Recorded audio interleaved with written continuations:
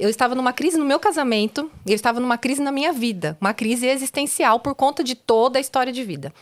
E um dia o meu marido chega, no dia do meu aniversário, e ele fala pra mim, olha, tem algo em você que me incomoda muito.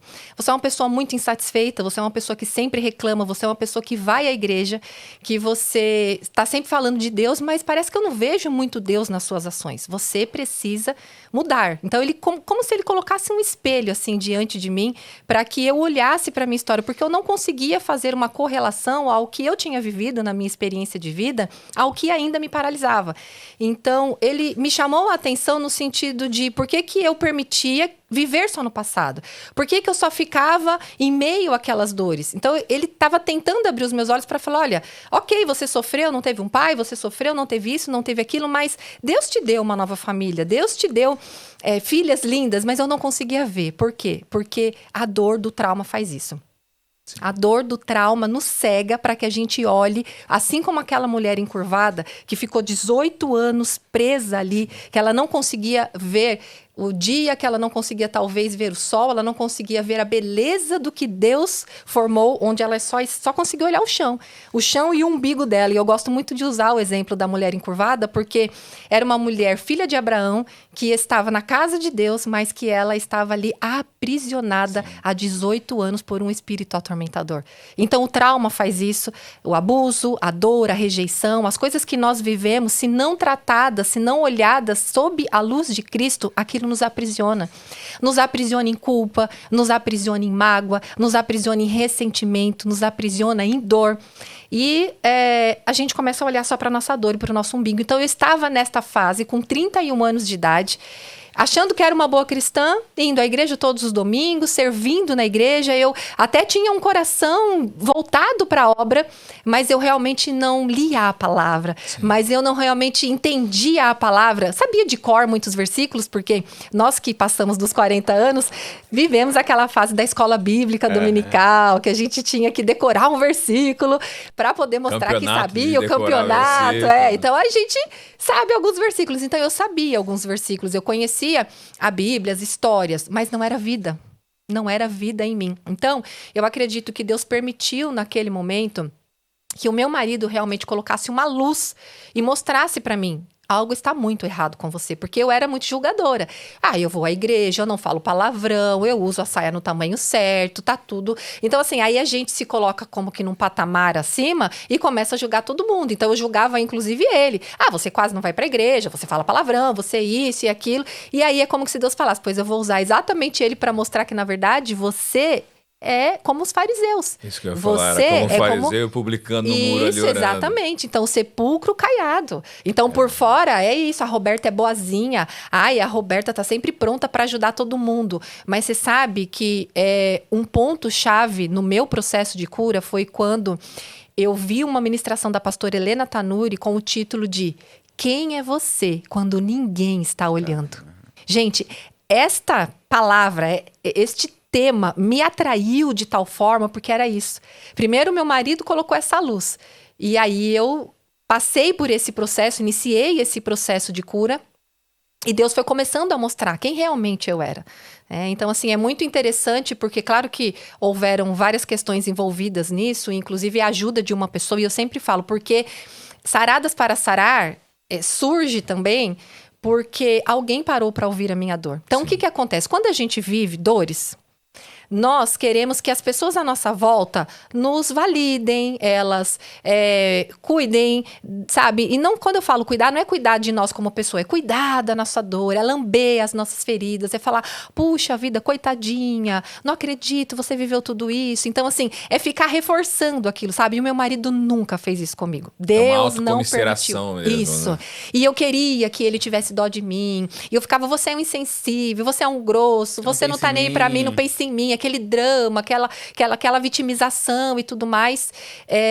Mas ele não era a pessoa escolhida por Deus para esse papel. Sim. para poder me acolher, porque ele também tinha as dores dele, ele também tinha os traumas dele, que ele perdeu a mãe aos 7 anos de idade, ele perdeu o pai aos 17 anos, então era 2 perdidos tentando formar uma família, e como eu digo, né, até aqui o Senhor nos ajudou. Sim. 27 anos, nós vamos fazer agora em junho de casados. Você deve ser 27 há um bom anos, tempo. Exatamente. Então, o Senhor que nos ajudou, porque eram 2 pessoas assim, realmente, sem pai, sem mãe, sem isso, sem aquilo, então o Senhor foi nos construindo, né?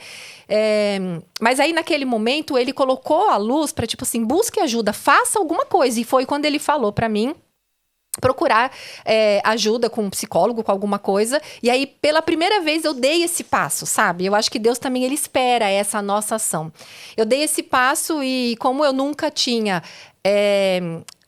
como eu nunca tinha essa coisa do senso do merecimento, de fazer algo por mim, eu acabei procurando, assim, a psicóloga mais barata, que fosse mais próxima ali. E, normalmente, as pessoas que estão cobrando mais em conta é porque estão começando. Sim. E, às vezes, a pessoa não tem tanta experiência. E imagina eu chegar com, né, tudo que a gente pode discorrer daqui um pouco. Mas, assim, se deu um livro, vocês imaginam a quantidade de história que é. Uma carga emocional grande. E aí era meia hora, porque eu lembro até hoje que era R$50 a consulta. E aí eu cheguei e eu olhei pra menina super jovem, eu pensei, essa menina não vai dar conta disso. Mas enfim, eu despejei naqueles 30 minutos, e ela olhou assim, sabe, com aqueles olhos assim que você fala assim, realmente o que eu pensei é o que é. E ela foi muito sincera e muito verdadeira, e ela disse mesmo, olha, eu acabei de me formar. Então, assim, eu acredito que eu não tenho experiência para dar conta de tanta bagagem. Ela foi muito gentil na forma dela falar, mas quando a pessoa é doente, quando a gente tá ainda na dor, a gente só vê o quê? Porque a minha maior dor foi a rejeição seguida do abuso sexual por muitos anos. Então, é tipo assim, mas a profissional não vai me ajudar, nem pagando de novo. Me senti rejeitada de novo. Nem pagando. E ali, a gente, quando tá no meio da dor também, infelizmente, né, a gente tá suscetível aos pensamentos, às setas. Efésios 6 vai dizer que Satanás tá lançando as setas. Então, eu saí daquele consultório com a seta na minha mente. Nem pagando tem jeito pra você. Então, o que eu quero já dizer pra você que tá aqui me ouvindo, tem jeito pra você. Porque teve jeito pra mim, com certeza tem jeito pra você. Porque não é sobre humanos, apesar de Deus usar pessoas, sim. Na minha vida, depois Deus usou alguém que foi pontual. Mas é sobre quem faz. E é Ele quem faz. É o Senhor quem faz. Mas o diabo vai contar essas mentiras pra nós. Então, eu acreditava que não tinha jeito pra mim. Mas eu tinha feito uma oração. Quando meu marido jogou a luz em mim, eu tinha feito uma oração. Senhor, me ajuda. Eu não sei como sair dessa situação, mas eu peço que o Senhor me ajude.